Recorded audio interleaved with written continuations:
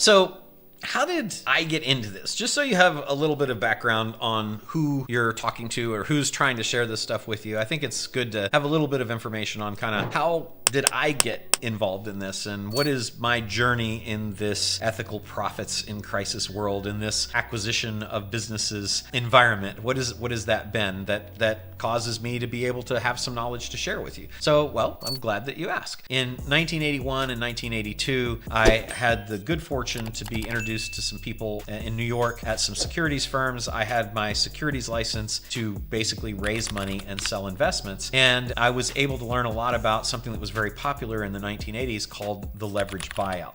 Now that's really important because I was really blessed to have kind of come into this world about that time, right? And I'm in the 17, 18 years old around that time. What was happening was you were hearing everywhere these big business deals were happening, and companies were able to buy other companies using the assets of the companies that they were buying. That's called a leverage buyout. A leverage buyout basically is when you go out and you find a company that you want to buy and you see that there is enough equity and value there to be able to, and it might be in the form of just the valuation of the company, the stock of the company, could be the assets of the company, could be intellectual property, could be unrealized opportunities, but you see that existing in that company, you have the ability to borrow enough cash to pay for the company using its assets as collateral. That's the heart and soul of the leverage buyout. So when I was watching this happening, I was like, my gosh, you mean these people are buying these companies with no money? That's lots of cash changing hands, but there's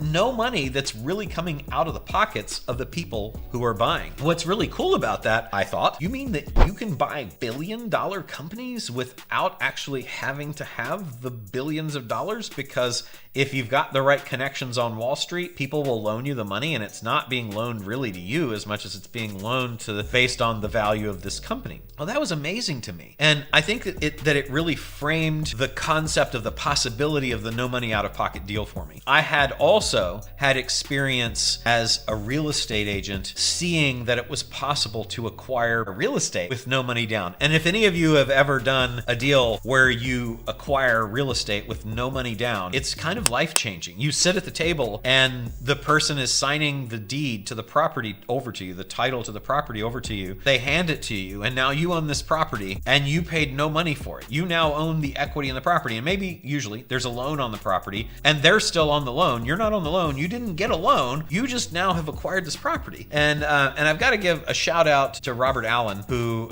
wrote a book called Nothing Down. My dad shared that book with me when I was a kid, and I was like, my gosh, that is amazing that you can do that. And then I did my first no money down real estate deal, and sitting at the closing table, and you just slide out. As I see this now when people go through the EPIC program on acquiring businesses and they've acquired their first business, and you get this smile that's like, I just can't believe that you can do this. And it's a goofy smile that I see on everybody that does their first deal. Like I still remember the first time that I was able to do it with a piece of real estate. Using the combination of what I found about the possibility of acquiring real estate with no money down, and then the actuality of these Wall Street firms that are doing these things called leverage buyouts, acquiring companies, using the company's assets to pay for themselves, I was like, this is something that is kind of magical. If you squish those two things together, if you smash the no money down real estate concept with the leverage buyout concept, that's really the genesis of my journey into this world where you can acquire companies with no money out of pocket. So seeing those two things and having that experience,